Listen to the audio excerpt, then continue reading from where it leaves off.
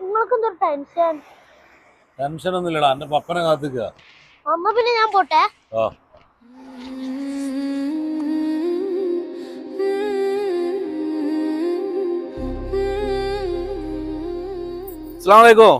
വലൈക്കും സ്ലാം.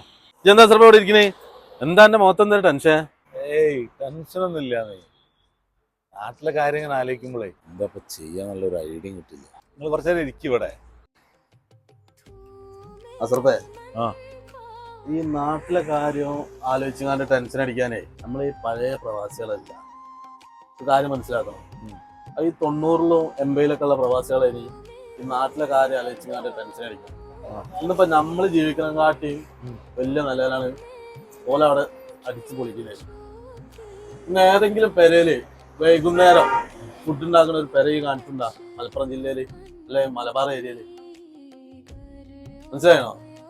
വൈകുന്നേരം ഒരു 6 മണി 7 മണിയാകുമ്പോ കുടുംബസമേതാണ്ട് ഇറങ്ങിയ പുറത്തേക്ക് നമ്മളിവിടെ കഷ്ടപ്പെടുന്നോ അല്ലെങ്കിൽ എങ്ങനെ പൈസ ഉണ്ടാക്കുന്നോ ഒന്നും ഓൽക്ക് അറിയണ്ട. അപ്പൊ നമ്മളിവിടെ ജീവിക്കുകയാണെന്നുണ്ടെങ്കിൽ അത് അടിച്ചു പൊളിച്ച് എൻജോയ് ചെയ്ത് ജീവിക്കുക. ഞാൻ പറഞ്ഞ മനസ്സിലായില്ലേ? വാ നമുക്ക് ഓരോ ചായ കുടിച്ചാലോ? പോയിട്ട് ഓരോ ചായയും കുടിച്ചിട്ട് ഉമ്മാലത്തി അടിച്ചാൽ തീരും എന്റെ ടെൻഷനൊക്കെ.